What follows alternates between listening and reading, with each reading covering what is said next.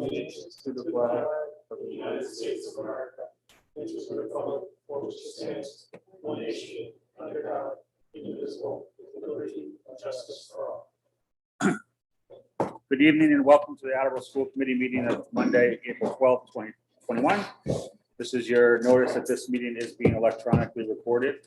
At this time, pursuant to Mass General Laws, Chapter 76, Section 12B, subsection D, the Attleboro School Committee will convene a public hearing on the matter of school choice for the 2021-2022 school year.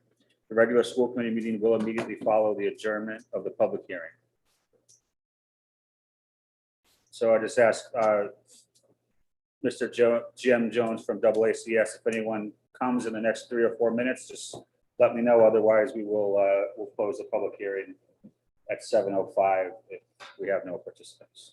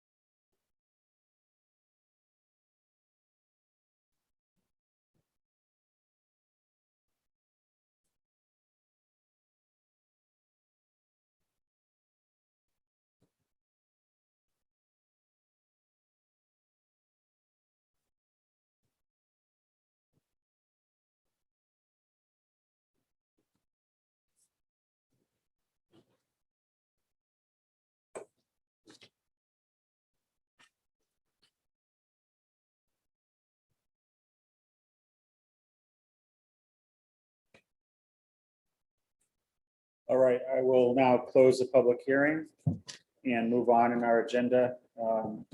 Next, we have our open forum. Is there anyone here who would like to address the school committee at open forum? Rachael Chamberlain of 19 Summer Street. All right. Hello, Ms. Chamberlain. please feel free to address the school committee. Hi, we were calling, because we were concerned about, the recent changes that were announced on Friday with the AVA, the virtual academy. That our daughter's teacher, they were going to remove her from AVA and move her to Willett Elementary School. And that her class was going to be split up into two. And she would be reassigned a new teacher for the remainder of the year, starting right after spring break. And we personally were very upset. Our daughter is upset. There's other parents that are upset. The teacher, Miss Siegel, is upset. It took a long time for all these kids to gain her trust and feel comfortable in the virtual classroom setting. And Miss Siegel has been instrumental in even making this work for our family and other families. And we chose to stick with Ava recently because of Miss Siegel and because of the relationship our child has with her and our relationship with her, and to provide consistency for our child for the rest of the school year without having to go through any major transition. And now we feel like it's a slap in the face because the whole main reason why we chose to stick with it is now being removed. We spoke with Miss Regan this afternoon, and we addressed Miss Regan being the director of the AVA program, and she implied that our AVA teachers are facilitators and the parents are the real teachers. Therefore, she felt comfortable taking the teacher from the classroom. And I took offense to that. I think the AVA teachers should take offense to that. To demean a teacher who's built a relationship with students over the course of 7 months and just say, that the parents were doing the work anyway. I don't know. They took attendance in the morning. It's unfortunate, it's sad, and it's frustrating. And I just don't feel that the AVA program, the teachers aren't considered real teachers, apparently. The students aren't getting the respect they deserve.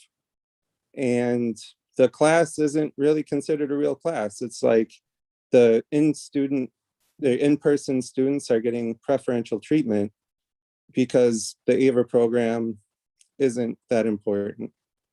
And the teachers aren't real teachers. They're just facilitators. Thank you. I wanted to go on record with that. Sir, what was your name? I'm sorry. I'm Adam Chamberlain, husband of Rachael Chamberlain. Sorry. Thank you. Is there anything else? I expect the administration to address this issue later in the agenda, and we'll have an opportunity to discuss it with them at that time. Okay. I look forward to hearing their comments, and I'd just like to hammer home the emotional impact this has on the kids. There is a Facebook group that exists for parents of students in the AVA program, and many of them have expressed their concern, their outrage, and their reports of students crying and having to turn their cameras off in this morning's meeting when this decision was announced. This has affected everyone so strongly, and I just, given the recent situation in the district, I would just think that students' mental health would take more of a priority during these times. Thank you. Thank you. Thanks. Is there anyone else who would like to address the committee at open forum? Yes, Erin Sullivan, 77 Westchester Drive. Hello, Ms. Sullivan. Please feel free to address the committee. I also have an issue with the removal of Ms. Siegel from the ABA program. I think that with only 7 or 8 weeks remaining in the school year, this is extremely disruptive, and not to mention an abrupt way for the kids to learn of her departure. I can not speak highly enough about Ms. Siegel and her ability to have enabled the students to create a relationship online. It's unreal the way that the kids have been able to freely speak. She's allowed, ways for them to interact together, something that my son hasn't had in a year. I think that removing her from the second grade faculty, I think, is a travesty. It's detrimental to our kids that she stay. There is no way in the next 7 or 8 weeks that my son is going to build a bond with another teacher the way that he has built rapport with Miss Siegel. I also learned today, speaking with Lori Reagan, that if my son has one-to-ones with Miss Siegel, and if he was to, if Miss Siegel was to leave, then not only would he be able to, would he have a new teacher in regular class, he would also have a new one-on-one teacher. And I think that is completely disruptive to his learning environment, just like the Chamberlains. I have kept my son in ABA. I didn't move him to fully in person because of the disruption that it would have caused him this close to the end of the school year. Miss Siegel is the reason. If we had had a bad ABA experience, I would be like, we'll send him. It's not a big deal. But Miss Siegel is the reason that he has flourished. He has thrived this year. And losing her at this time is very, very disheartening, very disappointing. And I would like for the school committee to reconsider, and I'd like the administration to reconsider their decision to remove her from the second grade ABA. Thank you. Is there anyone else who would like to address the committee at open forum? All right, seeing none, that'll close open forum. Move on to our business agenda and start with our superintendent's report. Mr. Sawyer. Thank you, Chairman Withers. Obviously, quite a bit has happened since we last were together. Last Monday, we had a return to full in-person learning K-6 in the district.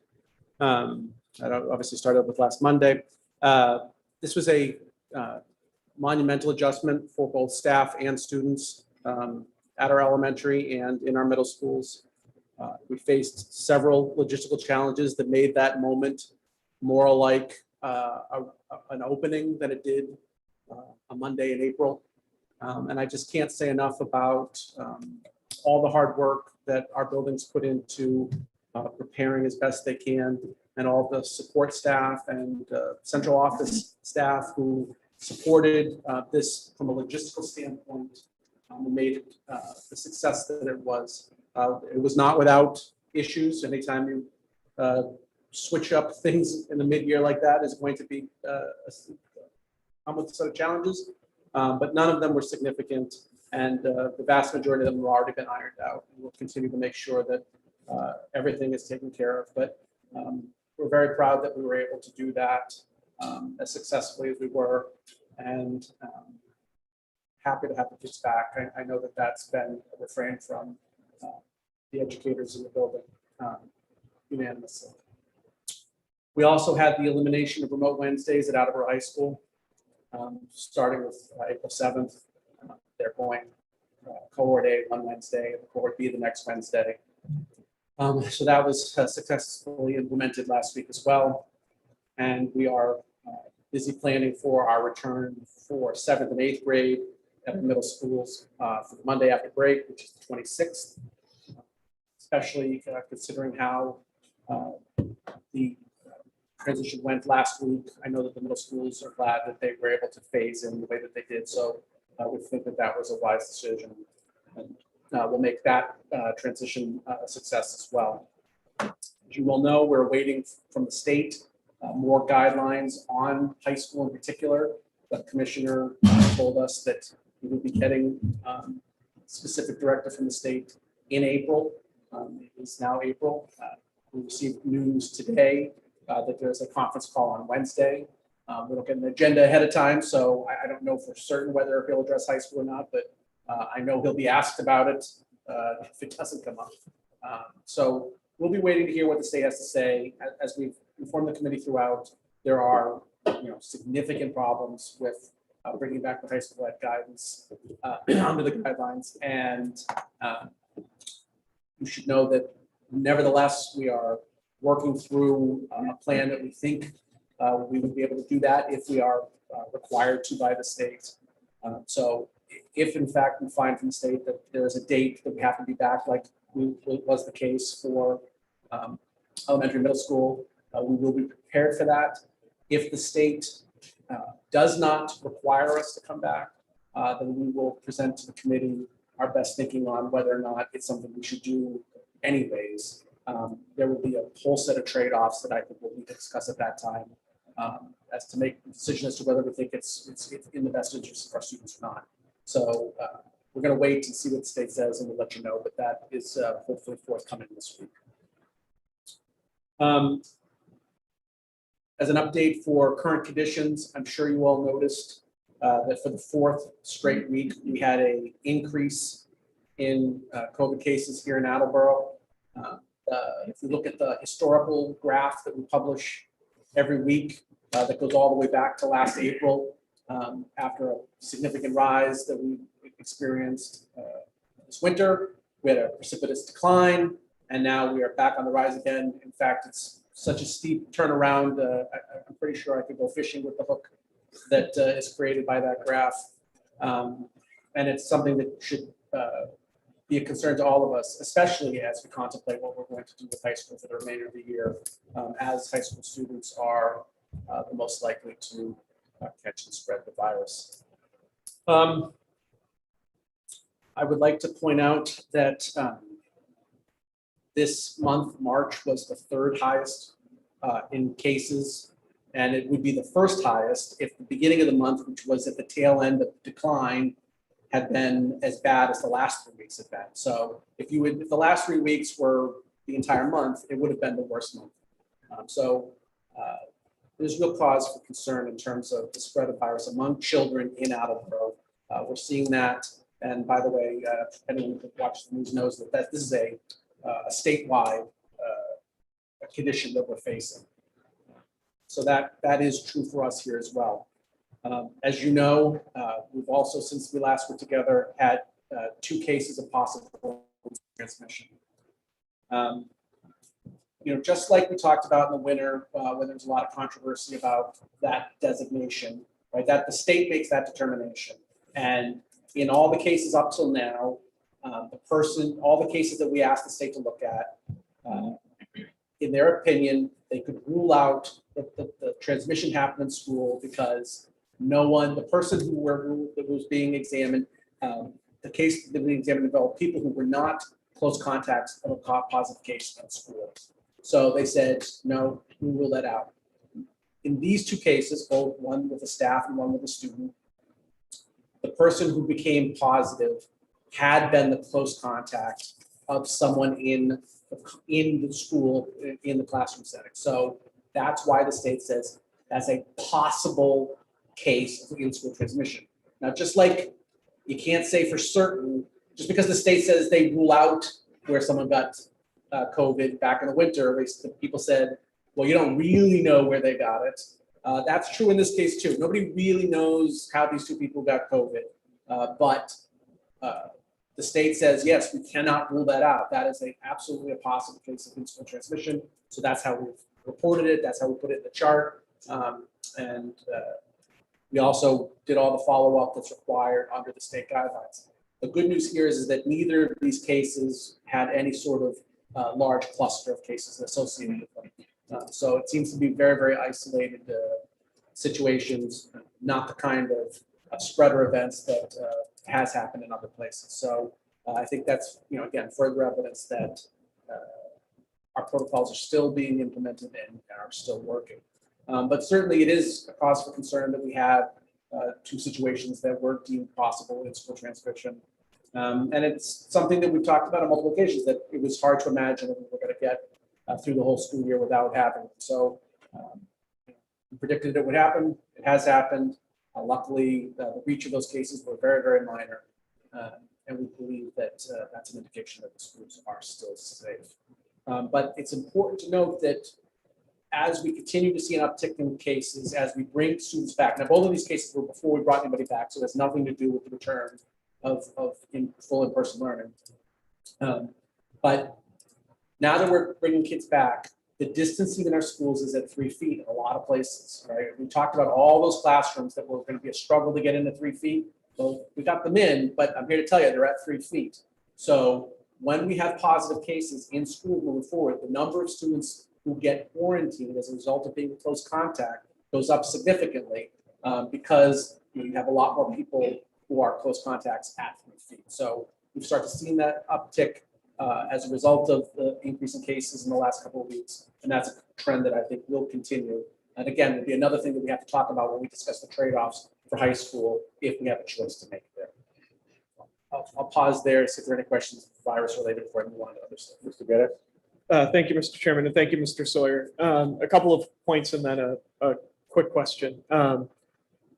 Based on the report that you sent last Friday, it looks like the weeks ending April 2nd and April 9th, we had more total positive cases than we did for all of the weeks that ended in March.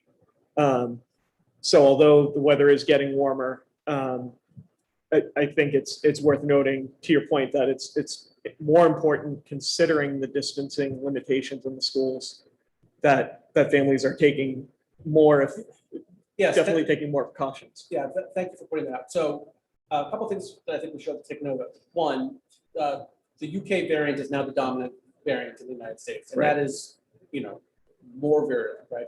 It's easier to catch. It spreads faster. So I think that that's part of what the epidemiologists are fearing is going to happen. Is that as we hit into a fourth surge, it's really going to be a different set of conditions than the ones we got used to, because this new variant perhaps is easier to transmit between kids because it's more transmissible. So that's a piece of it. The other thing is that because weather is warmer, because people are getting vaccinated, I think a lot of people have COVID fatigue, mask fatigue. What we're seeing is that this uptick in cases are largely related to youth sports and then socializing outside of school. A lot of sleepover parties and such that are the base cause of the spread of the virus among kids in Attleboro. So I would caution parents to stay vigilant, right? We have a ways to go, and as much as we're all tired of it, sticking with it for the next couple of weeks could be crucial in terms of us being a complete year successful. And along those lines, the positivity rate has increased to a point that we're nearly back to being a red district. That is correct. And as I was looking at the pool testing information, I think this further underlines the need for more and more folks to be participating in testing. We're still below 50% for students, but with staff, it looked like there was a slight decrease. Did I read that correctly? Or is that folks that are signed up or folks that actually tested? So it's people who have provided consent. Okay. And we decided to calculate that a little bit differently. So before we were only counting a certain class of employees, and now we've made sure to include everyone, not just people who work for us, but people who work in the district in school. So say like Witchman's employees, they don't work for out of schools, but they're in our buildings. And so it's just a slight change in how we calculate it. Okay, thank you. Yes, so that is my next point, is about testing. Our rate is still under 50% among students. While it does creep up each week, it seems, we're not getting much traction on convincing the 50% who have yet to participate. This is a major point of frustration. I don't know a good argument against participating anymore. There were decent arguments at one point. We've addressed those issues. I'm imploring families to participate, and we're considering all of our options on what we can do. But it comes down to the fact that when we looked at the idea of requiring it for, say, after-school activities. It's a way, we're going to participate in those activities. Some of those activities are higher risk. Therefore, let's justify, taking that risk by saying we expect people to participate. But it comes down to the state will not support that. Under the state's guidance, for them to pay for it, we have to follow their rules, and their rules say that we cannot require it. It has to be voluntary. So we'll continue to be at the whim of families, and I just I don't know how else to make the case that this is what will help to keep students safe and help us to keep the schools open and running without issue. So I hope the families will join the effort. The last thing about the virus is that it is our, anecdotally, it's our perception that a significant number of our faculty at this point are either vaccinated or, in some stage of the vaccination process. And so our intention is to, after break, we're going to survey the staff and get a hard number because we're at a point now where I think the only people who aren't vaccinated are people who might be choosing not to. We don't think at this point there are many people left who say, I want to be vaccinated, but I couldn't get an appointment. I mean, that was definitely a problem for a while there. And I'm not saying that nobody's in that situation, but we think that we've really moved past that being a major obstacle. Most people who we talk to plan to get vaccinated and have either are completely fully vaccinated at this point or have at least gotten an appointment or a first shot or have had the second shot and waiting for 14 days. So we look to have good data on that perception is correct as we move forward. And then my final update for you this evening relates back to state guidelines. Last week, they released guidance on proms specifically and some other events. They said unequivocally that they strongly discouraged having proms this year. And that's the guidance that we're getting from the state. Mr. Rooney's here to talk a little bit about this in a few minutes. But the good news on this is that where they are pushing districts is exactly where Attleboro is in terms of planning for alternative events and following the guidelines. So it's refreshing to hear that the state's thinking on this matched the way the direction we've been headed in. I think that that's a relief for all of us that we're not going to have to completely start over on that thinking. And then finally, that we did receive guidance on commencement. That's a state guidance for all commencement events. That's not just high school graduation, but college graduations. And in that guidance, they made it pretty explicit that it's just to keep the numbers at the event as low as possible. There aren't to be officials at the graduation, and so I know that your participation in our commencement ceremony is one of the high points of being a school committee member in the year. And we certainly appreciate your support in that event because it helps to make it a special one for the community because it is a community event. But we did want to inform you that under the guidelines, we interpret that to mean that you would not be participating in this year. Questions about that specifically? That's right. Then at this point, I will turn it over to Ms. Regan. Thank you, Superintendent Sawyer. I'm going to talk about the district events calendar first. So in looking at the district events calendar, there was a couple of things I wanted to draw your attention to. One was the early release on December 8th for middle school families. That was an addition so that now there are 3 sessions for families to attend, one in the afternoon and then on December and then on the evening on that night, and then also on December 9th in the evening. So there are 3 total sessions for families to participate in parent conferences for middle school.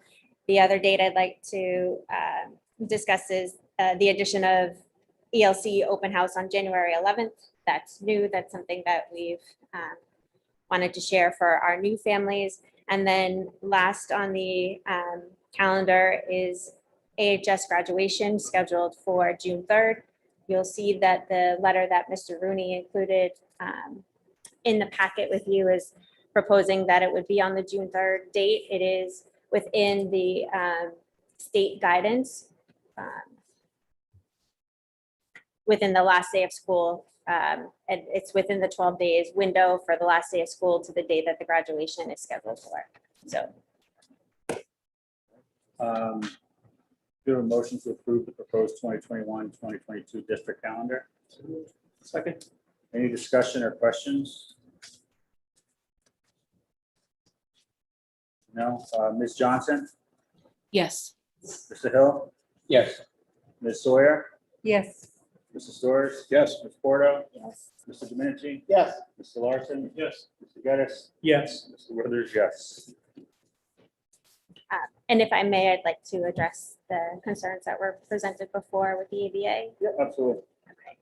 So this has been a challenging year in education overall across the United States, in Massachusetts, and in Attleboro in particular. And I do not believe that there has been one decision that's been made where everyone has been satisfied with the decision. And you know, as a district, right from the beginning in the fall, we adhered to all the district guidance that was presented to us from the Department of Ed, and we still continue to do that on a day-to-day basis, making adjustments every single day with, you know, our second group of students returning to full in person on April 26th. And so with the commissioner's announcement for students to return to full in person over the past couple months, we've had over 400 students transition from the ABA to full in-person learning. And so as a district, that created a significant imbalance in our staffing. And we had classes at, you know, with class sizes of at about 12 and 16 in the virtual school, and 26, 27, and 28 in the in-person schooling. And our ability as a district to just absorb that is we just can't do that. And so as a result, just like we did in the beginning of the school year, where we shifted some of the in-person teachers to the ABA to be able to support class sizes, that same shift is needing to happen now.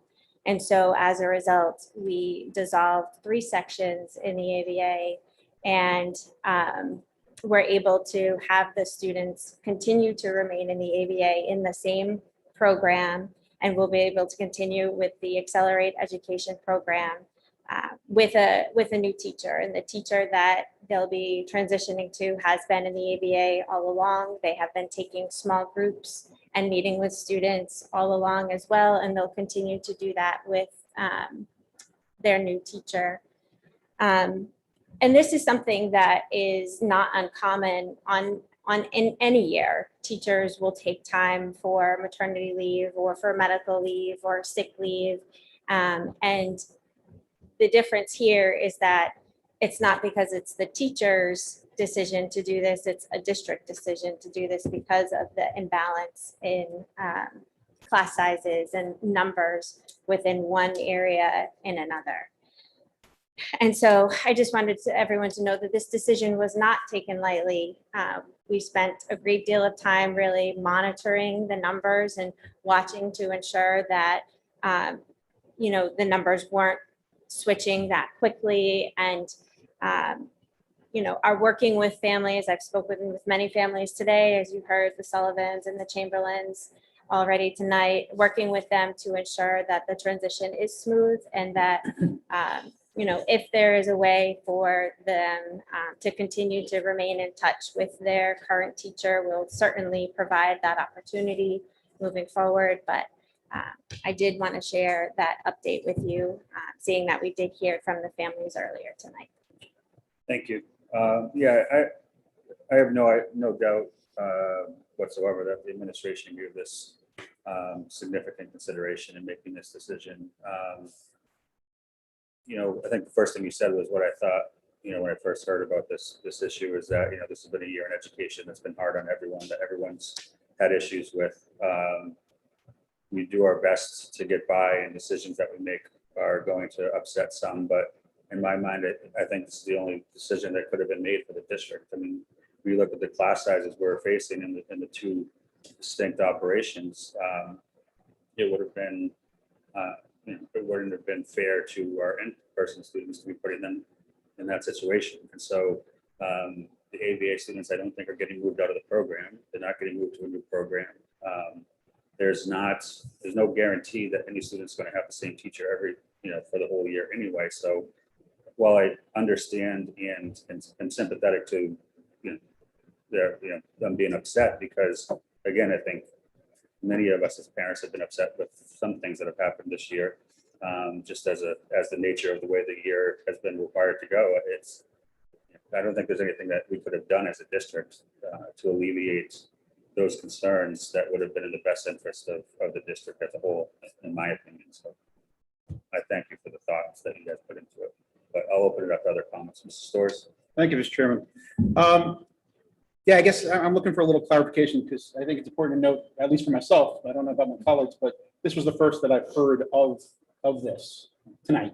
I mean, obviously, I knew that we were transitioning, of course, but knowing that we were going to keep the option of ABA through the rest of the year, I guess I'm a little surprised about some of this, but maybe you can expand on when you indicated that you dissolved 3 sections in the ABA. Can you explain, is that 3 classes, or what does that mean? Yeah, so previously we had to dissolve a kindergarten class because we had the enrollment in kindergarten went down. That was a few months ago.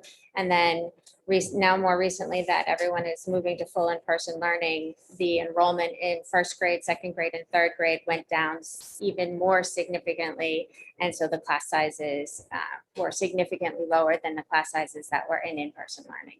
Okay, but there are still for kindergarten, 1st grade, 2nd grade Yep. in ABA. Oh, yes. Okay, because one of the things that one of the parents has indicated was that the daughter's class was being broken up and split, and now they have to go to in-person. That's what I thought I had heard. No, his daughter's class is being split between 2 teachers. So the 2 teachers that are still in the ABA, half of the students are going to go into one teacher, the other half are going to go So into they the still other. have the option of ABA. It's just really, this is an issue about the teacher being reassigned Correct. due to a lot of other students choosing to leave ABA and go full in person. Correct. Thank you. Any other questions or comments? Dennis? Thank you, Mr. Chairman. And thank you, Ms. Regan. And honestly, thank you to Ms. Siegel, who did such a great job to elicit that much of an emotional response from families for everything she and all of the ABA educators have done. I agree, this has been an exceptionally difficult year, both for ABA students and what were formerly hybrid in-person students. It's, as everything has been this year and in years past, to your point, Ms. Regan, it's a numbers game. When nearly 7% of the entire district shifts their modality, there has to be some type of staff reaction to that. And I agree with Mr. Withers. It's understandable that the family would be that all of these families would be so disappointed. And it's not an ideal situation. But unfortunately, it's the situation we have, and it's the best option that we have. There's no money in the budget, as we'll see shortly, to pull in entirely new staff members at this point, especially with the costs of testing coming on board soon. So it is unfortunate, but also understandable. So thank you for all of your diligence in working with it and continuing to find ways to help the families stay connected with the educators that they built a relationship with. Thank you. Anybody else? So again, I would just say, thank you for the thought that you guys put into it. And, while again, I certainly feel for the families. I don't see any other decision as a district that, could have been made that would have been in the best interest of the district and students as a whole. So, thank you. Is that your report, Ms. Regan? That is my report. Thank you, Chairman Weathers. Next up, we have Principal Rooney. Good evening, everyone. Thank you for having me. I just had asked the superintendent for his consideration of coming before you tonight to give you an update on where we stand with the culminating events for the class of 2021. As I mentioned the last time I was here, I just want to reiterate how proud I am of this class, who's shown tremendous resilience. We certainly, our hearts went out to the class of 2020 who lost an awful lot at the end of their senior year. But this class of 2021 has really experienced even more loss, not having either a junior or senior prom, not having a homecoming this year, not being together as an entire class really for any of their school year. So I'm very proud of them and also very appreciative of their families for the support that they've given us. And as Ms. Regan touched upon, we're never going to be able to make everybody happy, but we are doing the best we can to try to be as communicative as possible. We're trying to listen to, especially to our seniors, and I'll touch upon their input as I continue my report. But it's truly been a collaborative effort. We recognized our assistant principals last week. It was Assistant Principals Week across the nation. I just, they're not necessarily planning anything specific as far as graduation is concerned. I would be remiss if I just didn't thank them publicly for all the work that they've put into it. AACS is coordinating our virtual ceremonies again this year. And again, I know some families would like for those ceremonies to be in person, but based on the guidance and based on the logistics and some of the priorities that we have to make at this time, we made the decision that our ceremonies will be virtual. National Honor Society will premiere on Wednesday night this week. And then we will also have awards night and scholarship night will be premiered through AACS. As I mentioned, the seniors on our planning committee have been growing by the week, which I think is very encouraging. Katie Rigo, who's our events manager, Holly Bissett and Mary Catherine Rooney, who are our senior class advisors, have really done a great job of encouraging as much student participation as possible. So, your typical class council might be 4 officers and then, maybe another 4 or so reps. There have been some of our class council meetings that have been upwards of 15 to 20, sometimes even 25 of our seniors participating and being able to provide their voice. We also sent a survey out to seniors and their families.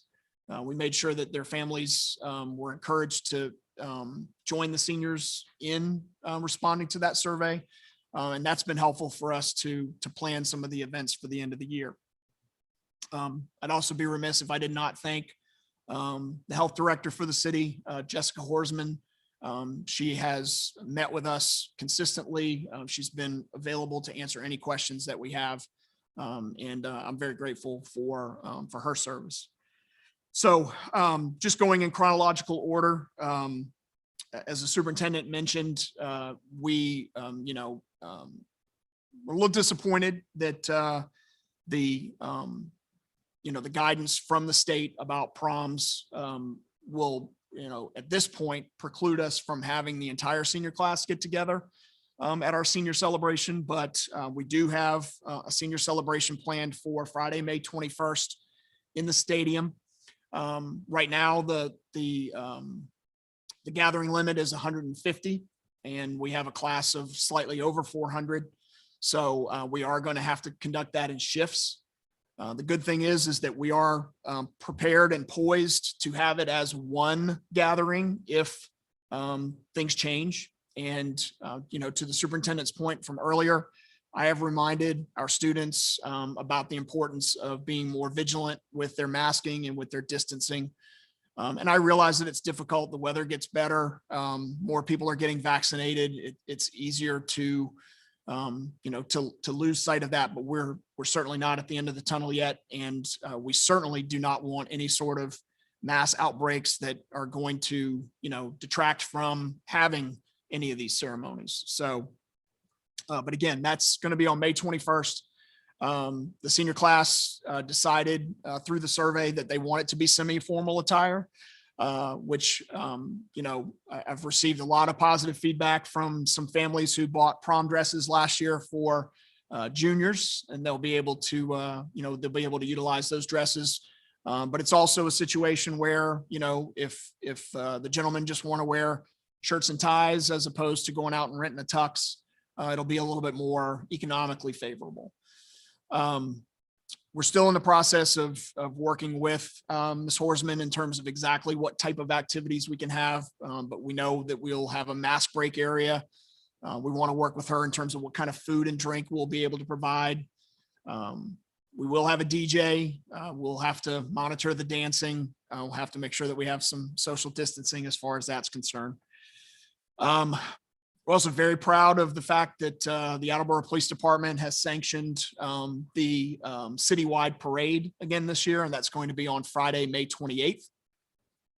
And the Attleboro Fire Department helped coordinate that last year, and I imagine they'll be involved in that as well. I'm thrilled that we were able to work that out with Chief Hegney, because I think that is something that really serves as a pre-K through 12 plus celebration. Going through all of the schools in the district and having the staff members who choose to participate be able to see the seniors parade through their parking lots is a wonderful testament to the teaching and learning that takes place in our district. So again, that's going to be on Friday, May 28th. And then we are slated for graduation on Friday, June 4th in the stadium at 6 o'clock. And again, I share the superintendent's disappointment that, you all will not be able to join us. But we really appreciate the guidance that you've provided to us, especially through these very difficult times. I am proud to announce that, or to share that we will have the ability to provide 3 tickets to each senior. And the tradition is the senior receives the tickets. The senior gives out the tickets to either friends or family members.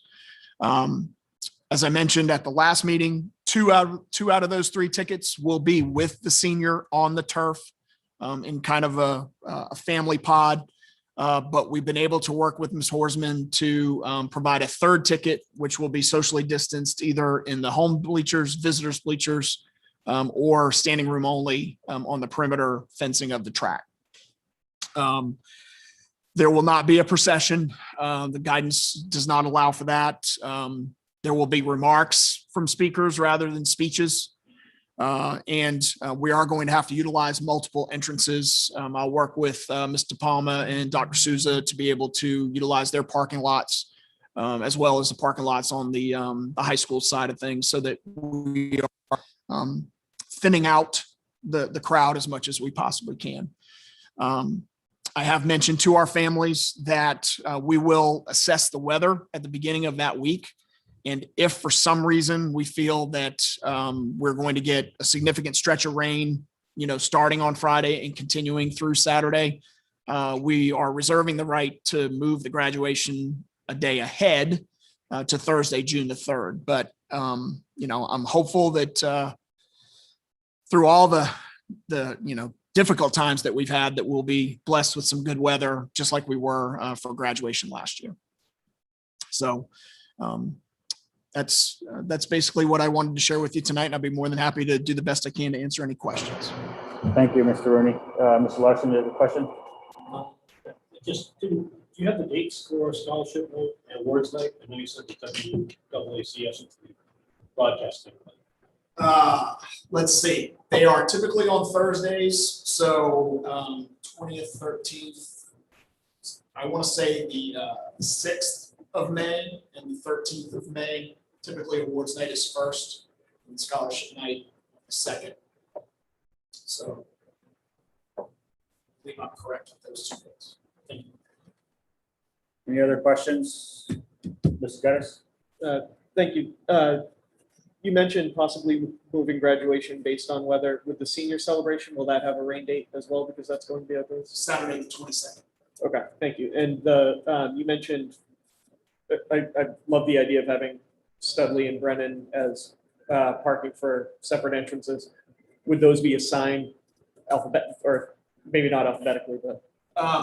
Yes, I mean, that's a part of our preliminary conversations. Okay. We would assign people to Brennan to park, we would assign people to Studley to park, we would assign people to Bushy Street lot to park. Okay, perfect, thank you. And it probably would be alphabetical, just from the standpoint that based on where Where the they're pods sitting. are on the turf, you know, Okay, yeah. we should probably park them closer to where their pod would be, the entrance where their pod would be located. Perfect, thank you. Any other questions for Mr. Rooney? Thank you, Principal Rooney. Good to see Thank you you. very much. All right, next we have Mr. Furtado. You're up. Thank you, Mr. Chairman. I wanted to provide the committee with a overview of our FY '22 budget process to date. And give you some insights as to where we think things may be going. In the overview, we're going to give you our goals, state budget proposals, our priorities, and conclusion.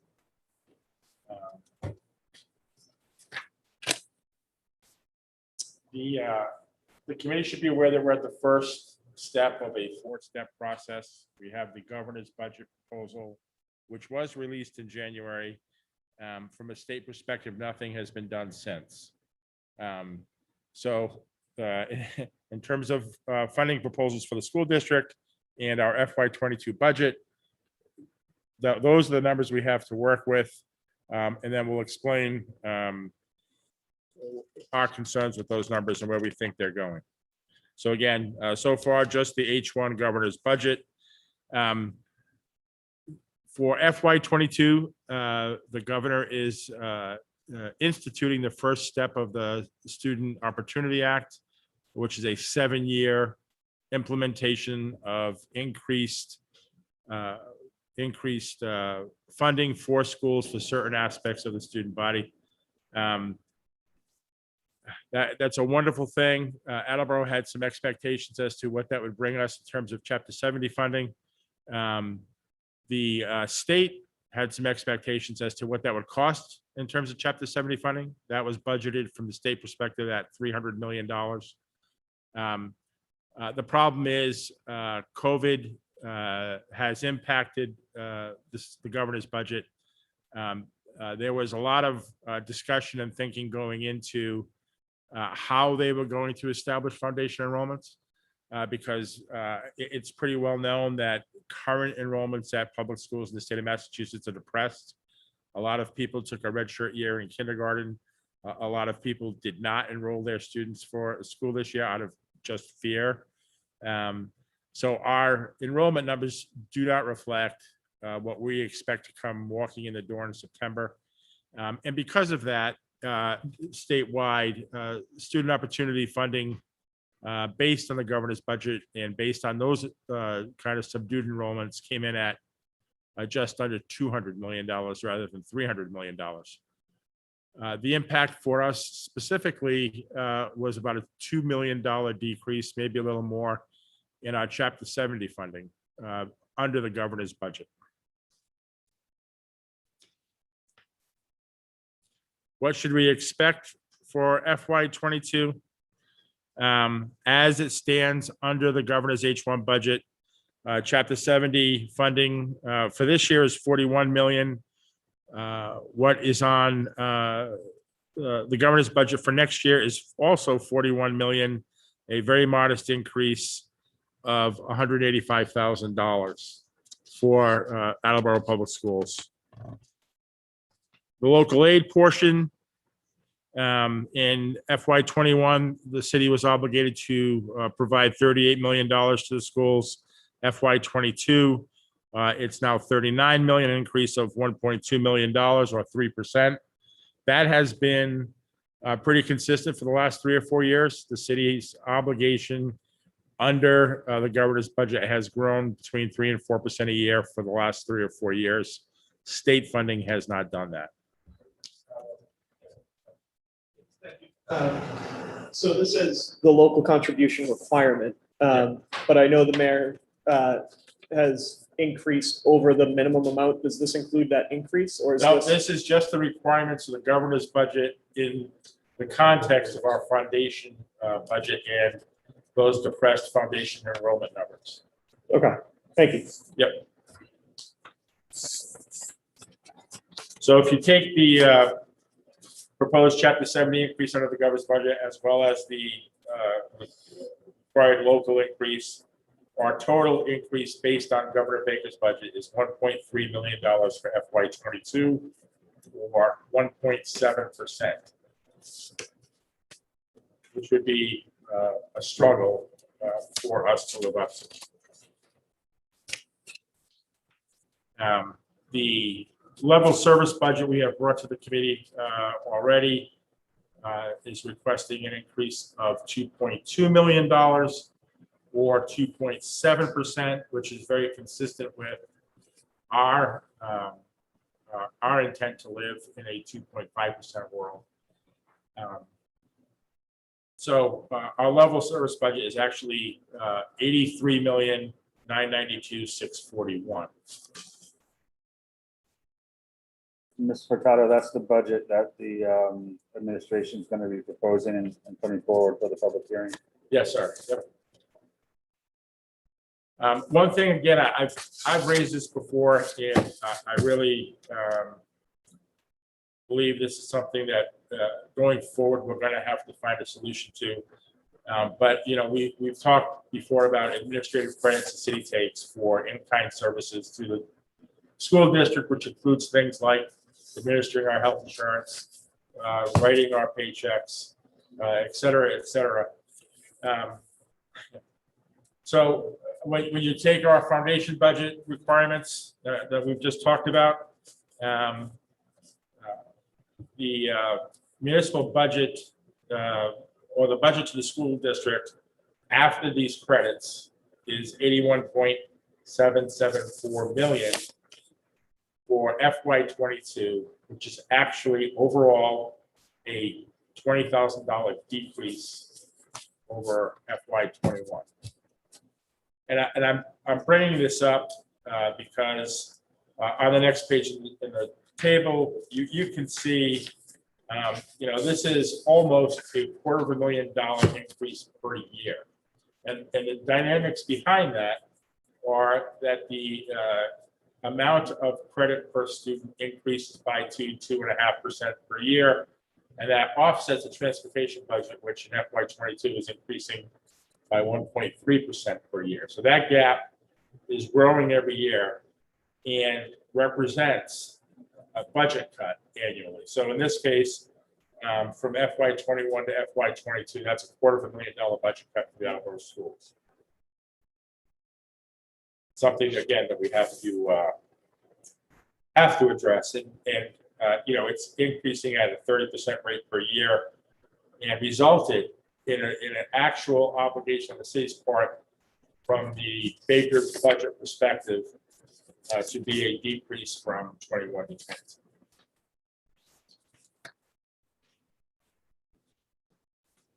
The following table is just a slide to show that the local contribution, again, growing between 3 and 4% per year for the last 3 or 4 years.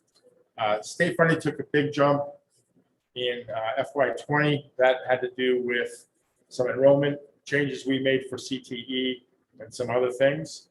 But as you can see since then, it's been doing nothing. And for the FY22 year, that very, very modest change is again due to the use of depressed enrollment numbers, leading to a $2 million shortfall in Chapter 70 funding. Where this is going but you know, this is it's kind of a bleak picture, but where this goes legislation now, the House budget, that's due in the next couple of weeks. They came out publicly last week and indicated, like, again, Chapter 70 is about a 100 million short from what they thought the first step in SOA would be. The legislature indicated they were adding 200 million to Chapter 70 funding in their budget. So the intent of that funding is to overcome the use of the depressed enrollment numbers. So we're anxious to see the direct impact on Attleboro funding from the House budget, which is again going to be out in a couple of weeks.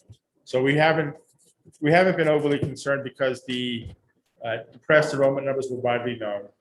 State tax revenues are beyond any estimate or expectation. It would be very hard to keep those two realities going at the same time. So we expect the legislature to make the adjustments to accommodate school funding for 22. The other thing would be if by chance these depressed enrollment numbers were to be maintained, their FY23 obligation with the second phase of SOA being employed would be such a substantial increase. I think the state would significant budgetary challenge. That's the other part of this that has to be kind of worked out at the state level. So I will pass it off to Lori to explain our priorities with the advisory that we do expect to be able to fulfill our level service budget number 4. Thank you, Ms. Before Ms. Regan, has communications with the city started as well on the budget process? It has. We've had a couple of meetings with them on this. All right, and you just said at the end you're confident, the administration's confident we'll be able to get the level service number to avoid cuts. Yeah, we'll know for sure in about 2 or 3 weeks. But yes, based on what the legislature and the state of Massachusetts is saying, we're pretty confident. Yeah. Thank you. Sorry, go ahead, Ms. Regan. Yeah, thank you, Mr. Weathers. So looking at our budget priorities, like we had discussed earlier in the year, we recognize that COVID has had a significant impact on our student learning experience and want to continue to progress in our work to reduce class size and provide more inclusive practices for our students. We also, as we talked about today, Superintendent Sawyer spoke about it, is we want to continue to be able to do our pooled surveillance testing and reflex testing as a mitigation strategy to keep students for in-person learning in school. So again, our priority really is staff to reduce class size and then also to continue with the COVID testing that we have already started to do this year. And thinking about our takeaways and conclusion and looking forward, we are still thinking that Department of Ed is going to be providing us with some extended guidance moving forward into next year. So we're waiting on that information. We know that staffing is our #1 priority. And as Mr. Furtado said, we're still waiting on the legislative process to finish before we can share any further information about the budget. So next steps include the release of that proposal, the release of the final budget, our public hearing, your approval, and then presentation to the mayor and the municipal council. Ms. Regan, how do the federal funds that we expect or hope to receive for due to COVID affect the budget and priorities? So both of the ESSER funds, Mr. Furtado, I'm sure will be able to speak in more detail about that, but the ESSER funds will help us, but they're one time, so it's a little bit of a restriction. Yeah, so we still have about $2.5 million in ESSER funds available for us. We have maintained that level of funding for 2 reasons. One is to help with our continuation of remote learning, which is pandemic related, and to make sure we're able to perpetuate the testing program, which we feel is vital for the return to school. So In addition, there are other things those funds can be used for. And then sort of the cavalry coming over the hill would be the current monies announced by the current administration, but not in detail. So we do not know what our funding is through President Biden's initiatives yet. But what we do know is they go until at least December of 23. So we have time to kind of digest whatever that award is going to be and thoughtfully plan out the use of the funds. Thank you. Nancy? Yes, this is kind of a lot to take in, and it seems like every year, even before a pandemic, there's always been the balancing act, right? But if I'm looking at this quickly, right, the governor's budget proposed increase is about 1.3 million. But about 85% of that increase is dependent upon the city providing it, on top of the additional funding they provide above net school spending. So once again, the state's proposal is really, I mean, we got 0.5% increase based upon these numbers from the state portion of the Chapter 70 funding. Right? And we're looking at a $2.2 million gap for level service funding, which I know we all know, but just to remind folks, level service funding is to provide the same supports we currently have in the next year, because things cost more, things increase. So we have to try to find ways to achieve objectives like hiring more staff, to lower student sizes, creatively. We can't do it through one-time monies, right? Because that's not good business practice, because then the next year you have to find it. So the Student Opportunity Act is a 7-year plan, which could very easily become a 10 or 12-year plan if funding doesn't catch up, right? And I know that in talking with Rep. Hawkins, they're looking at different ideas, maybe trying to do a 1/6 budget to kind of help bridge the gap that's coming up, because COVID has caused revenue to decrease all over the place.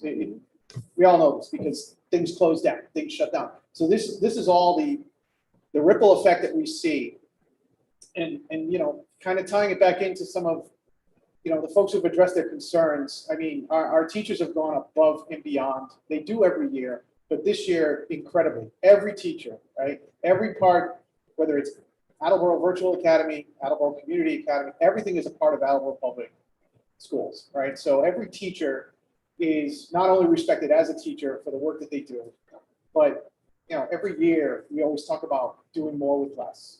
And now we're looking at, yet again, like in the most extraordinary of circumstances, we have to try to figure out a way for us to get a level services budget. And I know the city has been very helpful over the last couple of years trying to help us bridge that gap. We were expecting the state Student Opportunity Act to really come in. And to your point, we're going to do it with numbers that are going to get signed off on and approved sometime in June into July maybe, and then come the end of August, we're going to have an entire hordes of other kids coming in, whether it's held back from kindergarten, coming back from homeschooling, for example, people moving into the district, right? And again, I just look at this and it's like we have a limited number of resources. We have a limited number of teachers. We have already over 6,000 students. I know enrollments have come down over the course of the years, but we still have a lot of students that we have to account for. And I think that, I guess in my comments, one, we really need the state to step up and honor some commitments. And I know as challenging as that may be, if we prioritize education in this Commonwealth, then they have to come through, because there's only so much more that we can do on the city contribution of our Chapter 70 funding. And I know you know this. And number two is, once again, it's just an extraordinary effort that we're trying to do. This entire year has been fluid.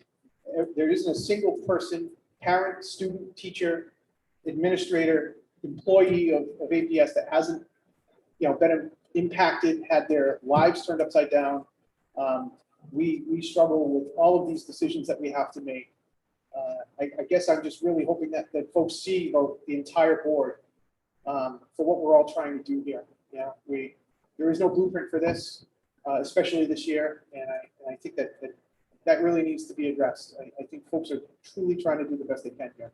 So my real hope is that, you know, once again, our administration, you know, helps and answers the call as they've done in the previous couple of years. But, you know, I'll keep my fingers crossed that our state delegation can also come through for us, because this year we probably need it more than anything. Just to get to level services funding, not even like it's a wish list at the moment to think that we're going to get anything more than that to try to improve the situation more than we can. Those are my comments. Mr. Larkin? Thank you. Just I want to clarify a couple of colleagues' remarks and just go back to some of Mr. Furtado's comments. In my opinion, the real root problem is part of the calculation. And what people don't realize, maybe at home, is that every year we get a certain amount of money from the state per child based on a population count that we submit to the state in the fall of the previous year. So our FY22 money from the state is based on our student population in the fall of 2020, which was significantly lower because people just stayed home. As Ms. Regan mentioned, kindergarten is way off. Some people just didn't come to school. I mean, I think I'm going to ask for some clarification, but we're off some 400 students, I believe. Was it 200? 200, thank you. So, you know, if you're off 200 students, and then you multiply that by how much money per child the state gives us, you know, that's the shortfall. And, you know, going back to, you know, one of the comments made earlier, if our FY22 money from the state was based on the population of students that should have been in the district if COVID hadn't happened, we would be getting enough money to cover the $2 million shortfall that we currently have in front of us right now. Correct. Thank you. So the Student Opportunity Act, the calculation is all there. Everybody across the state has the same problem. We're all multiplying by the wrong number because every community in the Commonwealth had students stay home. Every city in the Commonwealth had people just not show up. So across the state, and I could see Mr. Furtado's head nodding, so I think I'm heading down the right road. Everybody's been multiplying by the wrong number. And that's where the state came up $100 million short. So with a little luck, they'll go back and use a more accurate number. If they use a more accurate number, I think we're going to get most of all the $2 million that we're short, and things should level up to where it needs to go. You know, but that means the legislation up in Beacon Hill is going to do their job. So all we can do at this point is hope that they do their job and fix the number. Thank you. Mr. Storrs? Thank you, Mr. Chairman. Yeah, I just want to verify. So I think we established level service, we would require a 2.2 million increase, and we're expecting about a 1.7 shortfall as of right now. No, if we had to live with the governor's budget. Yep. And calculations behind the credits the city gets, would be $2.2 million 2.2. below. Okay, so level service would require 2.2 and more than what we would be getting. The question I had is that taking into account what has been worked out with the city for a long time now, as far as the above net school spending? Is it Yes. included in that? Yes. Yeah, if you didn't realize how improper, as Mr. Larson was pointing out, that enrollment number is, it would be scary thing, but they're so far off in terms of their enrollment numbers. Right. I mean, my quick calculation was 200 students at about 15K or whatever it is. That's 3 million. Yeah, I think that the actual math is about $2.3 million. Okay. It's like 12.5 or something like that, right? Yeah. Thank you. And we know to Mr. Domenici's point that that Mr. Hawkins has been beating this drum up at Beacon Hill for a long time now. So for perspective purposes, for anyone that wants to reach out to Governor Baker or other legislators to encourage them to support this recalculation, $2.3 million is equal to, what would you say, 40 or so additional staff in the district?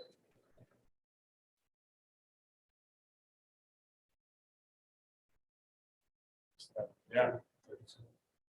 So that's educators, going back to Ms. Regan's portion of the presentation of all of those priorities, classroom educators, paraprofessionals, support staff, outside the classroom support staff of guidance adjustment counselors, which we all know are badly needed across the district.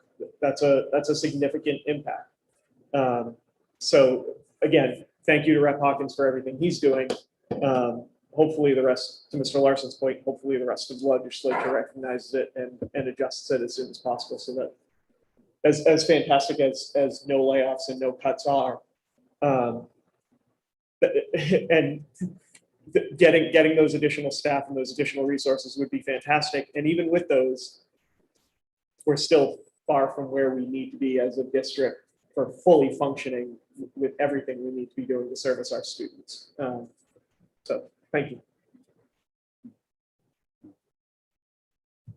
Anything else? Who's my report, Mr. Chairman? Thank you, Mr. Furtado. Next on our agenda tonight, we have our annual decision as to school choice. I'll turn it over to the administration to see if they have a recommendation for us. Thank you, Mr. Withers. It is our recommendation, according to the interschool district school choice law, that the district does not participate in school choice for the 21-22 school year. Do you want to have a motion not to participate in school choice for the 21? So moved. Second. Discussion or questions? Mr. Domenici? Just that a yes vote means we will not be partaking in school choice. That's correct. Thank you. All right, seeing none, I'll call the roll. Mr. Withers, yes. Mr. Geddes, Yes. Mr. Larson, Yes. Mr. Domenici, Yes. Ms. Porto. Yes. Mr. Storrs. Yes. Ms. Sawyer, Yes. Mr. Hill, Yes. Ms. Johnson. Yes. Thank you. Last item of our business agenda tonight is our annual FICO collaborative votes. And at this time, I'd entertain a motion to appoint Superintendent Sawyer as our bi-county collaborative representative for the Attleboro School District for the 2021-2022 school year. So moved. Second. Any discussion or questions? All right, Ms. Johnson, Yes. Mr. Hill, Yes. Ms. Sawyer, Yes. Mr. Storrs. Yes. Ms. Porto, Yes. Mr. Domenici, Yes. Mr. Larson, Yes. Mr. Geddes, Yes. Mr. Withers, yes. Congratulations, Mr. Sawyer. Thank you.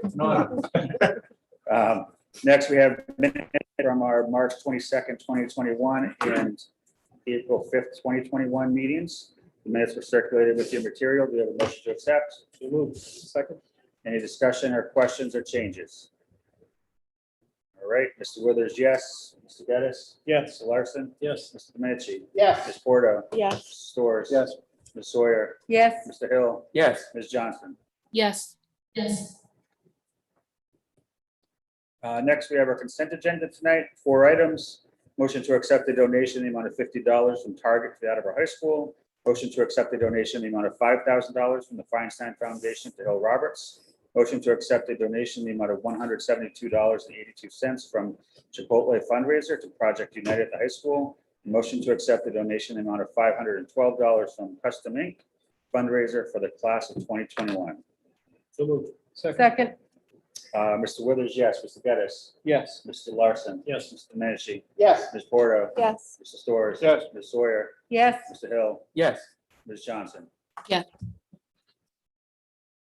All right, moving on, we have two subcommittee meeting reports tonight, and I'll start with teaching and learning and turn it over to Ms. Johnson. Thank you, Mr. Chairman. This is the report of the meeting of the Teaching and Learning Subcommittee dated April 6th. Our meeting opened with a presentation of the initial draft of the proposed new AHS schedule. This schedule is currently anticipated to be rolled out in the 2022-2023 school year to coincide with the opening of the new high school. This proposed schedule was designed to make efficient use of the layout of the new building, keeping 21st century learning in mind, and it is the result of much research and input from various stakeholders. Input from additional stakeholders will be sought prior to a presentation of the final draft in the future. The committee was also pleased to learn that the district was awarded the Open SciEd grant from the 1-8 Foundation.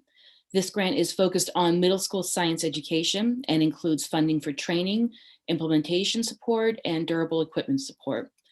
The training will be provided over 3 years. The Attleboro Public Schools will begin this summer and will cover 2 units per summer. This is going to be focused on specifically in grades 6, 7, and 8. The subcommittee would like to thank the administration for continuing their hard work to find much needed funding opportunities to provide these additional education opportunities. We also had a discussion regarding the upcoming staff professional development. This is something that the district works on all year long to continue to develop relevant professional development opportunities for teachers.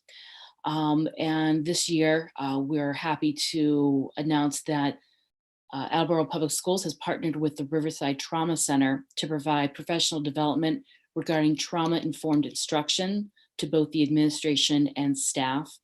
And Reverend Harris will continue to provide the remainder of the diversity, equity, and inclusion training to the instructional leadership teams.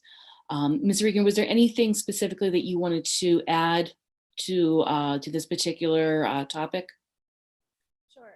According the frame that we have developed for next year includes looking at why it's important to understand diversity, equity, inclusion, structural bias, and curriculum bias, and also personal bias. So we'll be taking some time next year to dive into all of those.